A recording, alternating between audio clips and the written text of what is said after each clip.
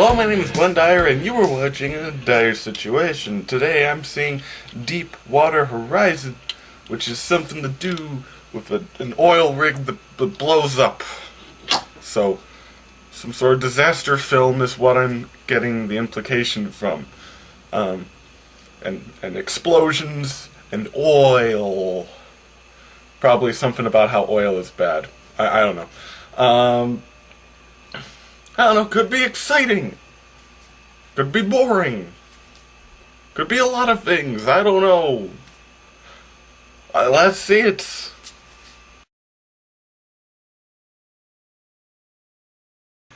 Oh. Okay. Well, to put it on a scale, this is not as bland and terrible and derivative and polished clean as say The Finest Hours was. But it's still pretty bland.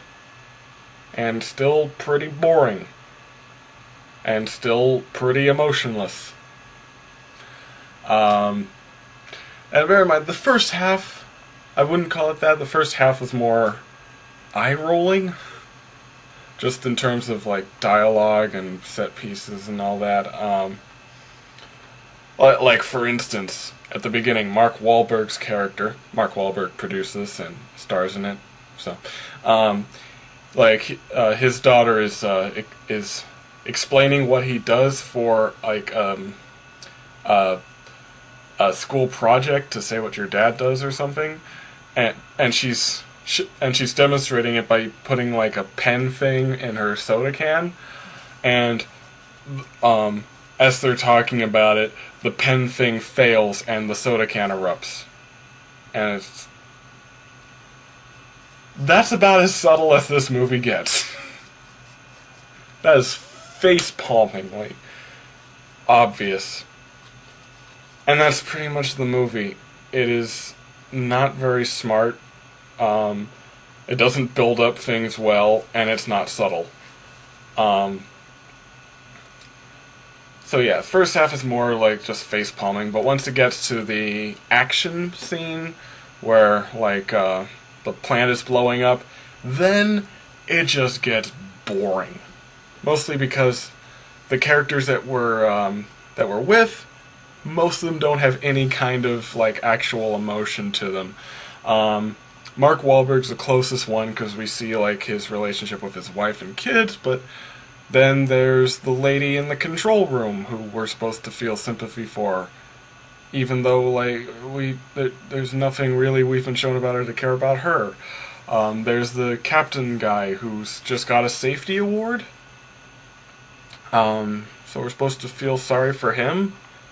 Seems more ironic to me. And then there's the BP drilling supervisors who are just plain evil, and everything they do is evil, and they're incapable of doing not evil.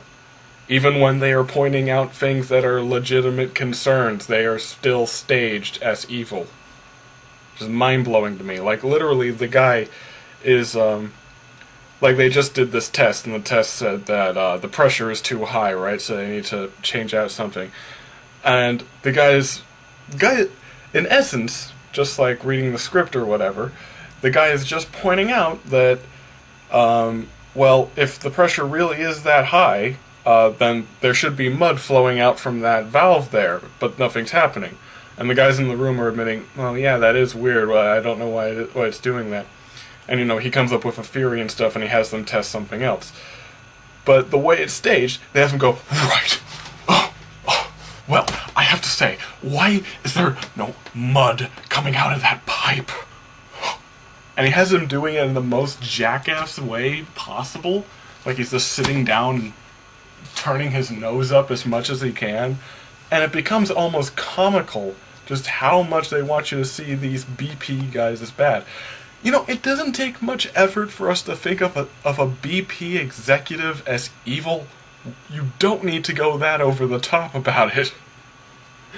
You know, like, you've already got the oldest, whitest guy you could find why do such hammy stuff with it? Oh, ridiculous to me. Direction was terrible. About the only nice thing I can say about the film is that the special effects were decent. Like when the whole place is blowing up and all that, like it looks good.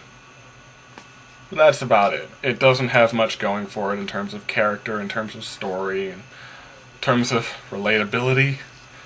It feels pretty much like a cash-in, just because like the Deepwater tragedy happened like 6 years ago, so it's rather recent. So you can get in on that. Similar to the 33, I suppose. Just like no real passion put into it. Like it just made because we can, and people will watch it because it's recent. So yeah, can't say I'd recommend it to most. I mean, like if you really want to see like a biography movie or something about a tragedy, like even Sully would be a little better than this. Like, so yeah, and until next time, I'm Glenn Dyer, and you have been watching A Dire Situation.